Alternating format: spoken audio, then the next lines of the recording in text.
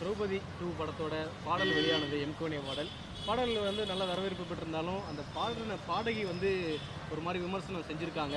யாரோட படம்னு தெரியாமல் பாடிட்டேன் அப்படின்ற மாதிரிலாம் சொல்லியிருந்தாங்க. அது எப்படி பார்க்குறீங்க? ஏன்னா நீங்களும் கண்டனம் தெரிவிச்சிருந்தீங்க, பல பேர் தெரிவிச்சிருக்காங்க. எப்படி பார்க்குறீங்க சார்? அந்த குற்றச்சாட்டை நம்ம ஒத்துக்க முடியாது சார். யாரோட பாட்டு, எந்த இயக்குனர், எந்த படம் தெரியாமலாம் பாடல. எல்லா டீட்டெயிலும் நம்ம கொடுத்து லிரிக்ஸ் வரைக்கும் கொடுத்து தான் அவங்க பாடியிருக்காங்க. சிச்சுவேஷனும் சொல்லியிருக்கோம். என்ன, நான் அன்றைக்கி அங்கே ப்ரெசன்ஸ் இல்லை. நான் வந்து வேறு ஒரு ஒர்க்கில் ரொம்ப பிஸியாக இருந்தேன். அன்றைக்கி என் அசிஸ்டன்ட் தான் இருந்தாங்க. அவங்க தான் வீடியோ ஷூட் பண்ணது. ஜிப்ரான் சாரும் அங்கே தான் இருந்தார் ரெக்கார்ட் பண்ணது. இது அவங்க இப்போ வரைக்கும் எனக்கு ஒரு விளக்கம் கொடுக்கல சார். எனக்குமே புரியல. அவங்க வந்து என்கிட்ட என்ன சித்தாந்தத்தை வந்து தப்பாக பார்த்தாங்கன்னு அவங்க தான் சொல்லணும். நான் ரொம்ப மென்மையாக தான் இப்போ வரைக்கும் கடைப்பிடிச்சிட்ருக்கேன். எங்கள் சைட்லேருந்து தயாரிப்பாளர் சைட்லையும் என்னோடய சைட்லையும் புகார் கொடுக்கப்பட்டிருக்கு. சம்மந்தப்பட்ட சங்கங்களில் புகார் கொடுக்கப்பட்டிருக்கு.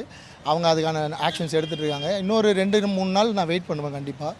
அதுக்குள்ளே சின்மை மேடம் வந்து நாங்கள் கேட்ட கோரிக்கை என்னென்னா, அவங்க அந்த பதிவை நீக்கணும், அவ்வளோதான். இல்லை வருத்தம் தெரிவிக்கணும், இல்லை அவங்க எதுக்காக மன்னிப்பு கேட்டாங்கன்றத விளக்கத்தை சொல்லி அந்த விளக்கம் எங்களுக்கு ஏற்றுக்கிற மாதிரி இருந்தாலும் நான் ரெடி அக்செப்ட் பண்ணிக்க. இது எதுவுமே சின்மை மேடம் செய்யாமல் இதை தள்ளி போட்டு இருந்தால் என்னை போகிற இடத்துல தான் இந்த கேள்வி துரத்திட்டே இருக்குது. நான் சில உண்மைகளை வெளியே பேச வேண்டியதாகிடும். சின்மை மேடம் இந்த பதிவு போடலைன்னு எனக்கு தெரியும். யார் போட சொல்லி அவங்க போட்டாங்கன்றது எனக்கு தெரியும். இதெல்லாம் பேசுனா இது அரசியலுக்குள்ளே போகும்.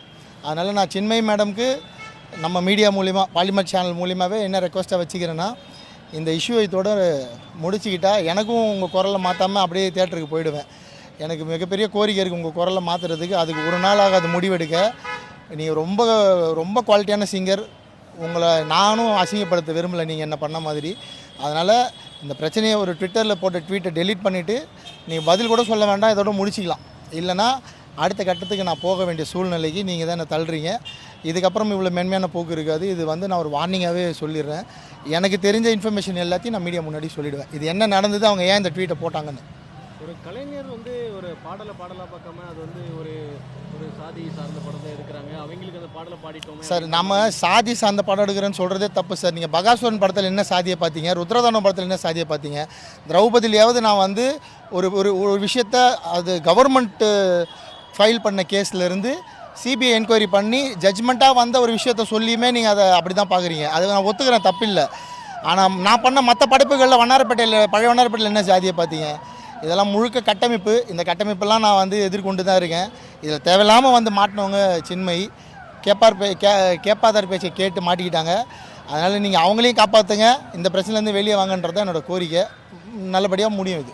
அதாவது ஒரு பாடகே நான் இதில் வந்து தெரியாமல் பாடிட்டேன் அப்படின்றப்போ நம்ம அந்த மாற்றுறதுக்கு ஐடியா வச்சுருக்கீங்களா? கண்டிப்பாக. அது எனக்கு ஒரு நாள் விளையாட சார். இவங்க வந்து 1.5 ஹவரில் அந்த பாட்டை பண்ணாங்க சார். இன்னொரு 1.5 ஹவர் இன்னொரு சிங்கர் இதே பேமெண்ட்டை கொடுத்தா பாடுருவாங்க. அது வந்து அவங்களுக்கு ரொம்ப அசிங்கம். அவங்க பண்ண அதே வேலையை நான் செய்யக்கூடாதுன்னு நினைக்கிறேன். அண்ட் இன்னொன்று வந்து அவங்க ஒரு டைரக்டர் படத்தில் நான் பாடினதுக்கு மன்னிப்பும் கேட்டது எனக்கு மட்டும் பிரச்சனை இல்லை. இது வரைக்கும் திரைப்பட இயக்குனர் அத்தனை இயக்குநர்களுக்கும் இழுக்கு. அப்படி தான் பேரரசனை சொல்லியிருக்காரு. அப்படி தான் அதை பார்க்குறாங்க எங்கள் சங்கமும். அதனால் இது வந்து சின்மை மேடம் இப்படியே கடந்து போயிடலான்னா இது முடியாது. ஏன்னா நான் வந்து என் படத்தை ப்ரமோஷன் பண்ணி ஆகணும். ஜனவரி மாதம் நாங்கள் தியேட்டருக்கு வரோம். ஜனவரி மாதம் படத்தை ரிலீஸ் பண்ணுற பிளானில் இருக்கும். இன்னும் நிறைய ப்ரெஸ்ஸை சந்திக்கிறப்ப இந்த கேள்வி என்னை துரத்தும் நான் பதில் சொல்ல வேண்டியது இருக்கும். இதை முடிங்கன்னு சொல்கிறேன் சின்மை மேடம். அவங்க இயக்குனர் பேரரசுமே சொல்லியிருந்தாரு, இதுக்கு கண்டனம் தெரிவிச்சிருந்தாரு.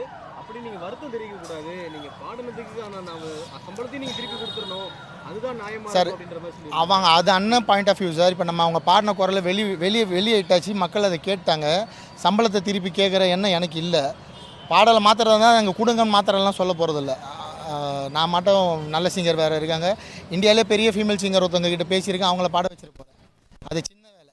இந்த பிரச்சனைக்கு என்ன தீர்வுன்னு ஒன்று இருக்குல்ல, அதை முடிக்காமல் நம்ம அடுத்து போகக்கூடாது.